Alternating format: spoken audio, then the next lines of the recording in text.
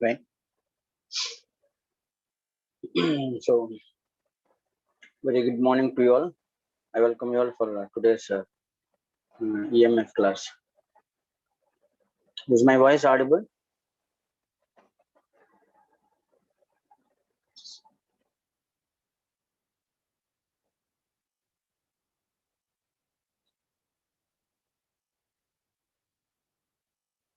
Right. Thank you. I have been discussing stub matching, right? So, impedance matching techniques. Impedance matching techniques are of two types. One, quarter wave transformer, and second one, stub matching. And stub matching again is of two types: single stub matching and double stub matching. So single stub matching and double stub matching, the figures you can see here. So stub in the sense is a piece of transmission line. It is a piece of transmission line. It may be a shorted or open circuited transmission line, right, which is connected at a distance from the load. As you can see here, a piece of transmission line, it may be open circuited or short circuited, is connected at a distance from the load, is called as a stub, right? So in single stub matching, there are some disadvantages. One disadvantage is um, the transmission of the impedance is limited, right? The transmission of impedance is limited, and if the length of the transmission line varies, we need to change the position and length of the stub, right? So that is one difficulty, and this difficulty of repositioning, right? Difficulty of repositioning the stub can be avoided by using double stub matching, right? So here you can see LS, right? LS is the position, right? LS is the position of the stub, and DS is the length of the stub. And we are in the process of deriving the length of the stub and the position of the stub, right? So as I have discussed in my last class, to avoid reflections, right? To avoid reflections, the condition is Y is equal to G plus JB, and G is equal to 1, B is equal to 0, right? So that is real part should be equal to 1 and imaginary part should be equal to 0. That should be the condition for no reflections, right? And here stub matching, here you can see two types of transmission line sections. One is main line and second one is stub. For main line, let us say Ys is equal to Gs plus JBs. This is for main line, and similarly YD is equal to GD plus JBD, and this is for stub, right? Therefore, the total conductance real part should be equal to 1, and the total imaginary part Bs plus Bd should be equal to 0, right? So Gs plus Gd should be equal to 1 and Bs plus Bd equal to 0, right? So equating Gs plus Gd is equal to 1 and equating Bs plus Bd is equal to 0, we will get position and length of the stub, right? So we are in the process of deriving Gs, expression for Gs, expression for Gd, expression for Bs, and expression for Bd, right? So this we have derived in our last class. I have derived this, right? So this is the procedure, right? So input impedance, so this is the input impedance, right? And impedance the first step is impedance is converted into admittance, right? So like this. So this is how we are converting impedance, input impedance to admittance, right? So this is the admittance, input admittance, expression for input admittance, right? And further simplifying, it is converted into normalized. This is the normalized admittance, right? So this is the normalized input admittance, right? So normalized, how we can normalize? By dividing with its characteristic admittance. So ys is divided by y naught, right? And yl is divided by y naught. Dividing with y naught, we will get normalized values, right? Normalized values, right? So go on here, separating real part and imaginary part. We have gs, right? So this is the expression for gs, and this is the expression for bs, right? So this is for the main line, right? So this is for the main line. So conductance of main line gs is this, and imaginary part, susceptance of main line is this. And whereas for stub, what type of stub we are using here? We are using a shorted stub, right? So therefore we know that the short circuited impedance, right? Impedance of a short circuited transmission line is known readily, equation 4. And again this is converted into admittance here, minus j y naught cot beta l, and which is equal to gd plus bd. And here gd is 0, right? There is no real part here, so gd is 0, and bd is minus y naught cot beta d, right? So therefore we have gd bd, and we have gs bs, right? So let us take the first condition, gs plus gd, right? gs plus gd, that is real part is equal to 1, right? Real part is equal to 1, right? So taking that gs, right? So gs is equal to y 1 plus yl square and tan square beta l plus gd. So what is gd here? Gd is 0, right? Gd is 0, so 0 is equal to 1, right? So simplifying this expression, um, yl 1 plus tan square beta l is equal to 1 plus yl square tan square beta l, right? And here l is ls, here l is ls, right? So since l is ls, right? So position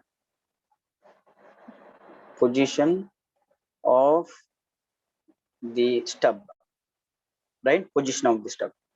And our aim is to determine ls, right? Position of the stub, and length of the stub, right? This is our aim, to determine position of the stub and length of the stub.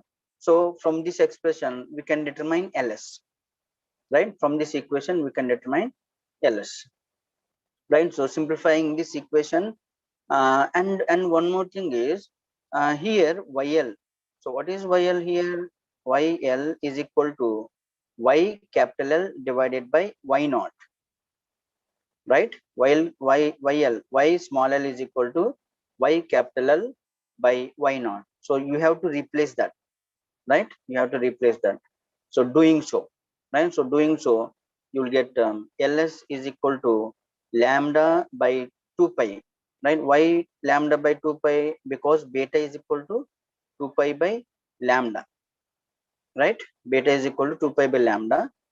And simplifying further, tan inverse root over ZL by Z naught, right? ZL by Z naught, right? So that means converting back into impedances, right? Initially we have converted input impedance into input admittance, and again in the last step we will reconvert into impedance. Admittances are converted into impedances, right? So this is the final expression for position of a stub, right? And similarly, considering the second condition, let's say here we have considered the first condition, gs plus gd is equal to 0, and what is the second condition? bs plus bd is equal to 0, right? This is the second condition. And substituting and simplifying, we will get, you do it later, we'll get lambda by 2 pi uh, tan inverse root over zl z naught by z naught minus zl, right? So this expression will get, right? So therefore this is the length of the stub, expression for length of the stub, right? So position of the stub and length of the stub, right? So this is how we can derive the expressions, right? So this is all very simple procedure. So it seems to be complex, but very simple procedure, right? So length of the stub and the position of the stub. So this is about stub matching, right? So with this we have completed impedance matching techniques, right? So impedance matching techniques we have discussed two types. Number one, quarter wave transformer, and second one is stub matching, right? And let us move on to the next important topic, right? Smith chart, right? Smith chart is next topic which you have in the syllabus, right? So Smith chart,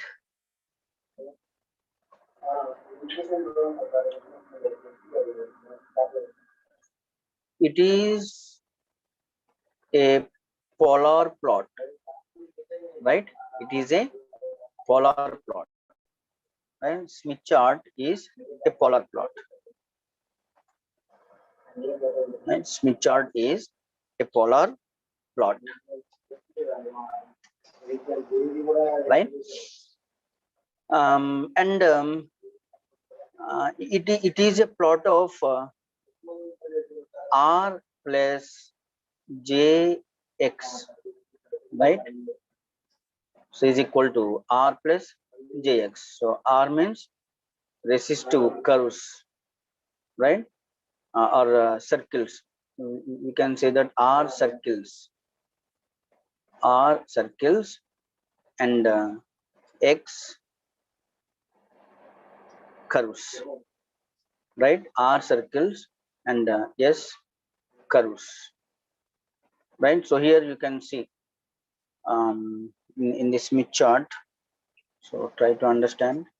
So this is the Smith chart. So in the Smith chart, you can see clearly that here you can see. Okay, let me explain about the Smith chart first. So Smith chart, as I said, it is a polar plot, right? Smith chart is a polar plot, and it is formed from R circles and X curves, right? R circles and X curves, as you can see here, R circles and S curves, right? Now here the Smith chart,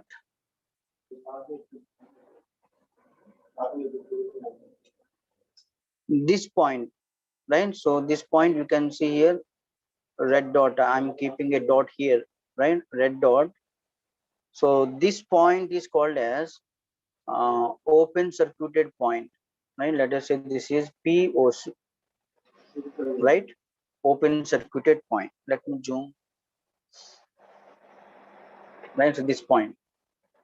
So this point is a POC point, right? So this point is POC. POC in the sense open circuited point, right? Why open circuited? Um, Sorry, this is a short circuited point, not open circuited point. This is a short circuited point. PSC, short circuited. So short circuited in the sense what? ZL is equal to 0, right? ZL is equal to 0. So ZL is equal to 0 in the sense what? ZL is equal to R plus JX, right? R plus JX. Impedance, right? So resistance and reactance R plus JL, this is equal to 0, right? When ZL is equal to 0, we can say that it is a short circuited line, right? Short circuited line, right? That means what? R is equal to 0, X is equal to 0, right? ZL is equal to 0 in the sense R is equal to 0, X equal to 0, right? So therefore, this point here you can see the value at this point is 0, right? The value at this point is 0, and on the center line you can see the values are increasing. This is 0 and this is 0 0.1, 0 0.2, 0 0.3, 0 0.4, so on. At the center it is 1, right? At the center it is 1, right? And 1.2, 2, 3, 4, 5, so on, right? So on. The values go on increases, right? And 10, 20, 50, and so on. At this point, it is very high. At this point, right? That means infinite, very high, infinite. Therefore, this point is called as open circuited point, right? This point, rightmost point. With respect to the center line, rightmost point is called as open circuited line. Open circuited in the sense what? ZL is equal to infinite, which is equal to R plus JX, right? That means what? R is equal to infinite and X equal to infinite. So this is the point where R is equal to infinite and X equal to infinite, and that point is called as a open circuited point, right? So therefore, rightmost point is open circuited point, and leftmost point is short circuited point, right? So this is about this is the first point, right? So let me write here,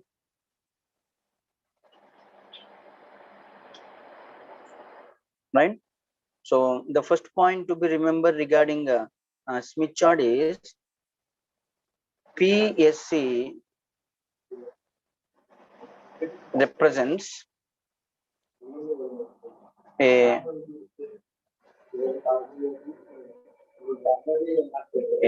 short circuit on the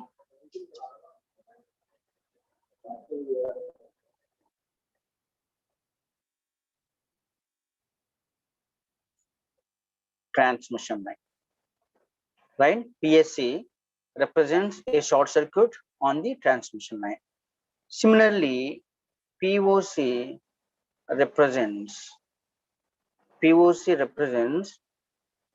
an open circuit on the transmission line, right? So PSC represents a short circuit on the line, and POC represents an open circuited on the line, right? So try to understand the Smith chart first, later on we will do problems regarding that one. So without understanding Smith chart, we cannot do problems, right?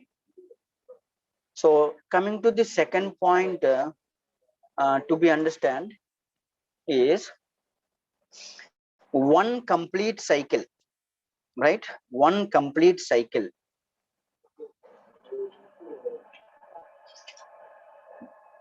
So one complete cycle, let us say, yeah, as we know that this is 0, right? 0, and moving clockwise direction, right? Moving clockwise direction and so on, right? So one complete cycle, right? Moving like this, and one complete cycle, right? So one complete cycle means what?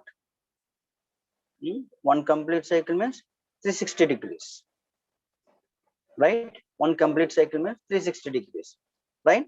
So 360 degrees represents lambda by 2 distance, right? One complete cycle represents lambda by 2, right? That means lambda by 2 represents 360 degrees around the Smith chart. If you move 360 degrees around the Smith chart, that means what? You are traveling a distance of lambda by 2, right? That means 0.5 lambda. You are traveling a distance of 0.5 lambda, right? So therefore, lambda. So what is lambda?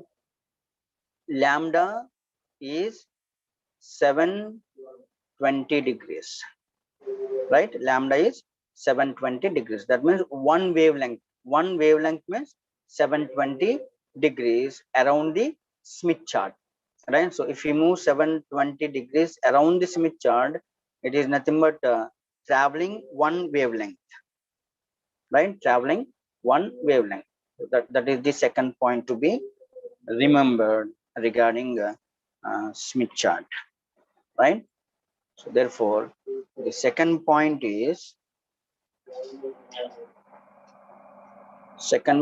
to be remembered is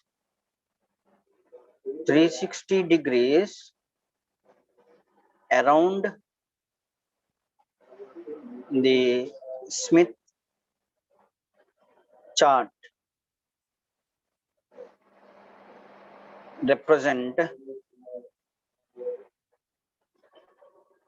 a distance of lambda by 2, a distance of lambda by 2 on the line, right? A distance of lambda by 2 on the line. That is, lambda represents 720 degrees around the Smith chart, right? 720 degrees around the Smith chart, right? So that is the second point, right? And third point,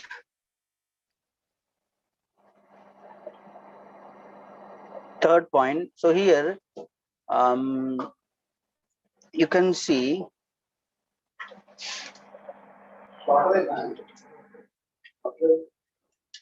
here, you can see, can you visualize this? Let me zoom in.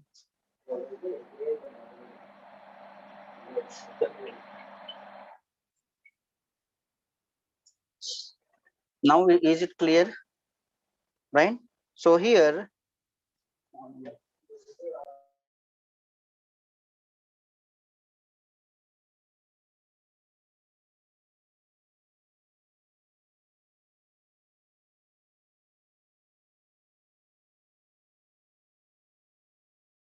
నాకు phone చేస్తున్నాడు, నేను క్లాస్లో ఉన్నానని చెప్పండి, right? So right, so here you can see that here, what is this? Wavelength towards generator, right? Wavelength towards generator, right? Wavelength towards generator means what? Wavelength towards generator in the sense what? Let me explain here.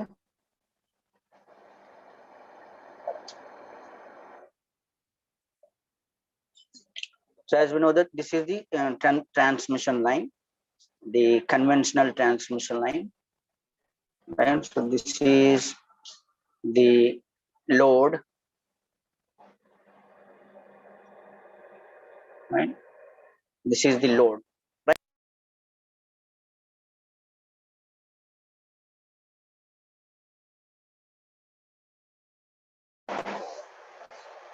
So this is called as generator, right? Generator, source is the generator, and this is called as load, right? So this is the length of the transmission line. Length of the transmission line is L, and length of the transmission line is measured in terms of wavelength, right? So for example, L is equal to 2 lambda, right? That means length of the transmission line is 2 lambda, and it can be measured in it can be converted into meters also, right? Length. So this is moving towards the load, right? Towards the load, and this one is moving towards the generator, right?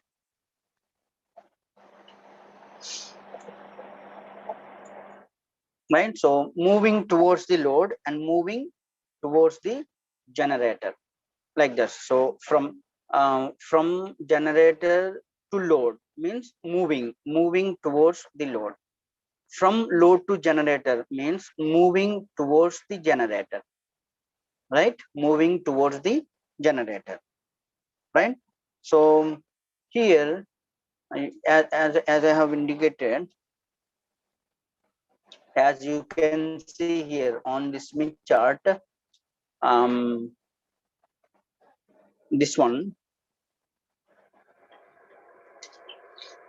moving towards, you can read it out here, right? Moving towards the generator, right? Moving towards the generator, right? So starting from 0, right? Moving towards, so this is 0, you can see here, this is 0, right? So starting from 0, moving towards the generator, right? To 4 lambda, and this is 0.06 lambda, so on and so forth, right? So on and so forth, and up to zero 0.5 lambda, right? The last, if you complete 360 degrees, you'll get 0.5 lambda. See here, you can see 0.49 lambda, right? This is 0.49 lambda, and this one is 0.5 lambda, right? This one is 0.5 lambda. So starting from 0 and again to 0 is lambda by 2 distance, as I said earlier, lambda by 2, right? So that means 360 degrees represents a distance of lambda by 2, right? So therefore, clockwise movement is regarded as moving towards the generator, right? Clockwise movement is regarded as moving towards the generator, right? And similarly, you can see here this one. So what is this? Wavelength towards the load, right? Wavelength towards the load, you can see here, wavelength towards the load. So this is in what direction? Counterclockwise direction, in other words, anti-clockwise direction. So therefore, moving in anti-clockwise direction is moving towards the load, right? That means from generator to load. Clockwise direction in the sense moving towards the generator, right? Moving towards the generator, right? So in general, while doing problem, we will take moving towards the generator, right? So from the load, moving towards the generator, right? So therefore, moving towards the generator, like this. So here, this is 0.04, and this is 0.05, right? And this is 0.06, so on and so forth, and moving counterclockwise direction. And here you can see 0.49, right? 0.49, and this one at this point is 0.5. So therefore, one complete cycle is lambda by 2 distance, right? So therefore, outermost scale, right? So this is for generator, towards the generator, and the next scale, right? The next scale, right? You can see here, this is for the load, right? So that is the second point, right? Therefore,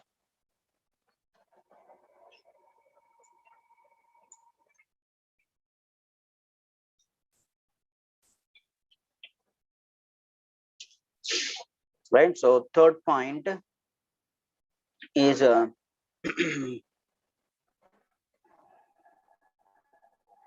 clockwise movement. Clockwise movement is regarded as moving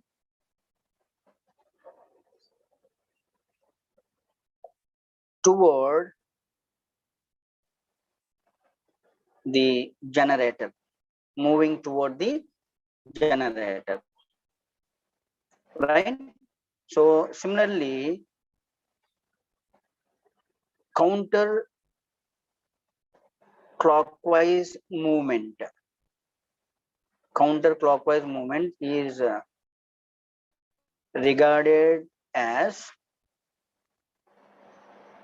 moving toward the load, right? So clockwise movement is regarded as moving toward the generator, and counterclockwise movement is regarded as moving toward the load, right? And fourth point, the three scales. It contains three scales, right? It contains three scales, right? So number one, the outermost scale is used to determine, outermost scale is used to determine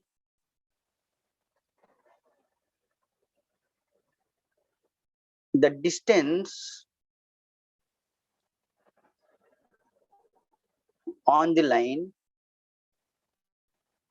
from the generator end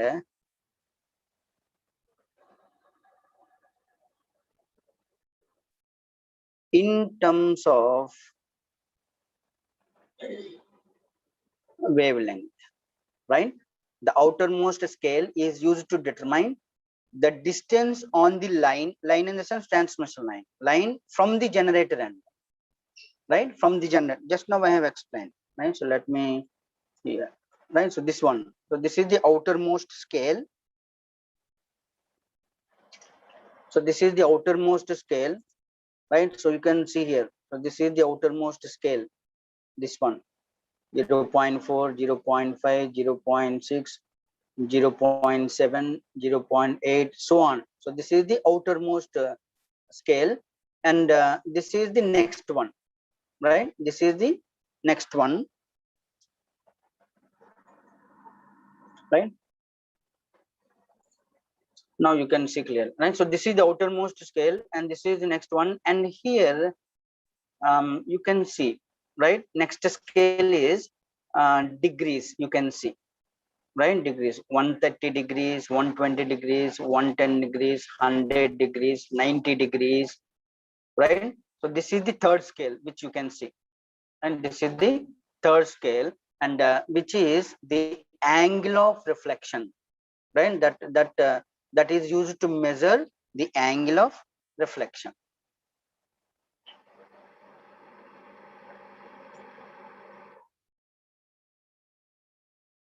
right?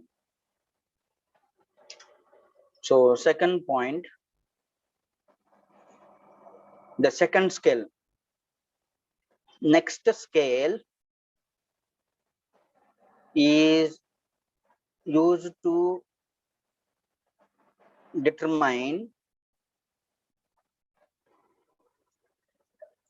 the distance on the line from the load end, right, in terms of wavelength, right? And third scale is the innermost, right? Innermost scale is used to determine the angle of reflection, right? Innermost scale is used to determine angle of reflection, right? So this is about Smith chart, right? So sometimes in examination they will ask you to write about Smith chart, right? So this is about Smith chart, right? And one more thing, as I said, Smith chart, right? Smith chart is a polar plot which contains circles and what we call curves, right? R circles and X curves, right? R circles and X curves, right? So here like this. So R circles. So this one is one circle, and this one is another circle, right? And this one is another circle, right? So circle in the sense it should have a radius, right? Circle in the sense it should have a radius.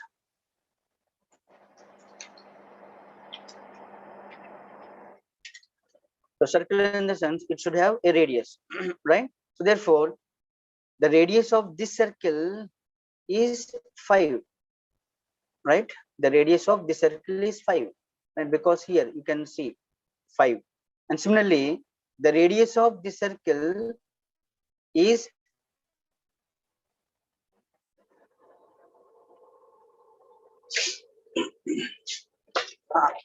sorry, here actually it contains of normalized values, right? Not the absolute values, right? So therefore here normalized value 10, right? 10 circle. So this is the 10 circle, and this is the 20 circle, and this is the 50 circle, right? So normalized value in the sense, as the value decreases, circle increases, right?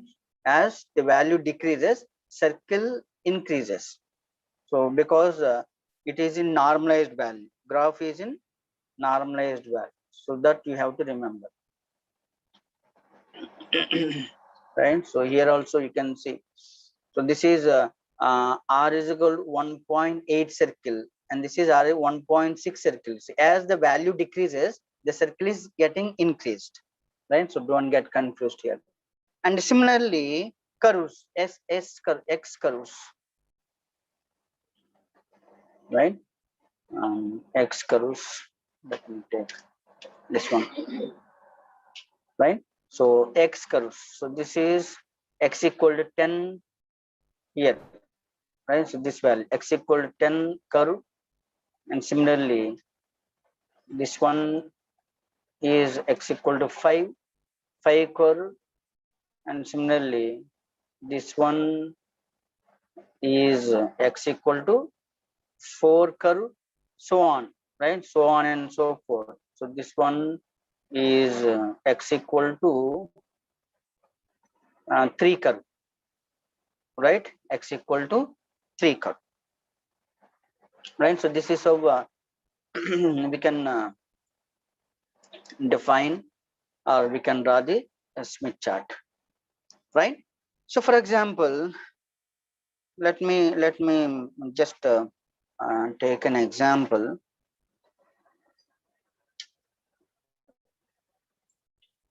Z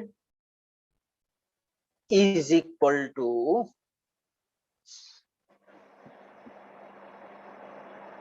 Z is equal to 2 plus J 1.6 ohms, right? Uh, just to understand, I'm taking an example here, right? So let Z is equal to load, right? ZL is equal to 2 plus normalized value, right? This is the normalized value. ZL is equal to 2 plus J 1.6. Means what?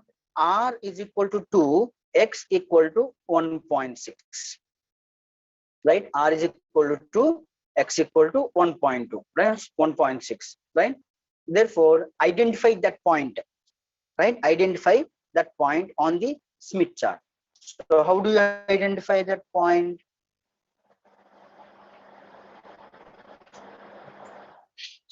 R is equal to 2,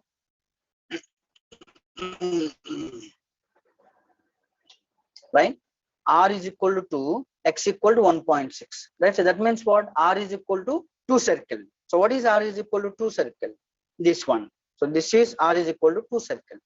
Here you can see, right? R is equal to 2 circle. So this is R is equal to 2 circle, right? Next, X equal to 1.6 curve.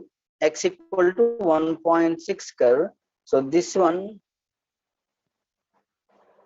here, X equal to 1.6 curve, right? So can you see this, right? X equal to 1.6 curve, right? So this one is X equal to X equal to 1.6 curve. So this is X equal to 1.6 curve, and similarly this one is R is equal to 2 circle, right? R is equal to 2 circle, right? So the coincide point, the intersecting point of those two, right? The intersecting point of those two.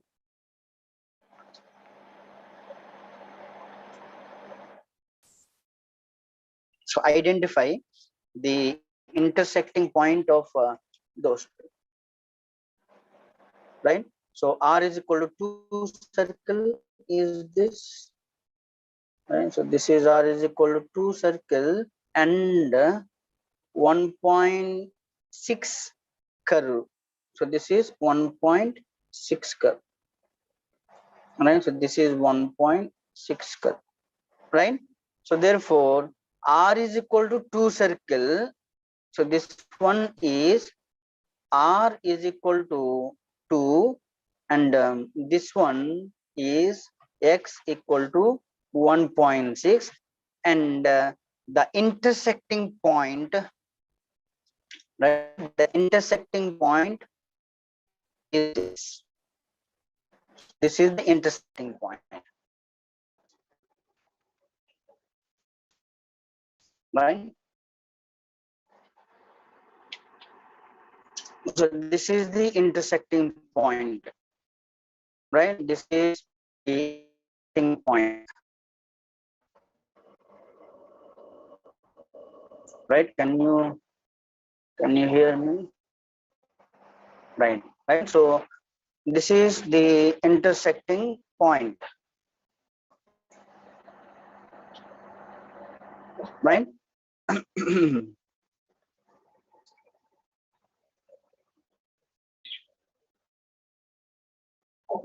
Can you visualize this point? This is the intersecting point, right? So intersecting point, right? So therefore this point is ZL. ZL is equal to 2 plus J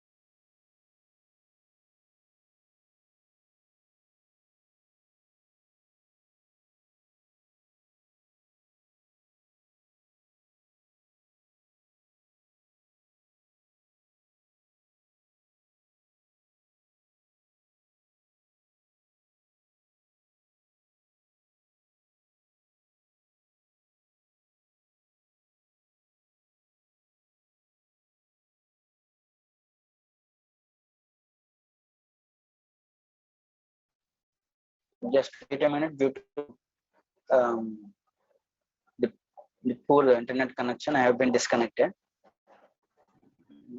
Again reconnecting myself.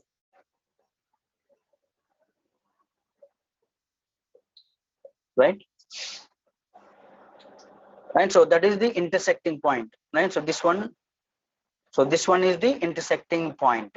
Right. So this is how we can identify. Right. This is how we can identify load impedance on the Smith chart. Right. This is just an example. In the coming class, I will take some problems, and we will do some problems in the next class using Smith chart. Right.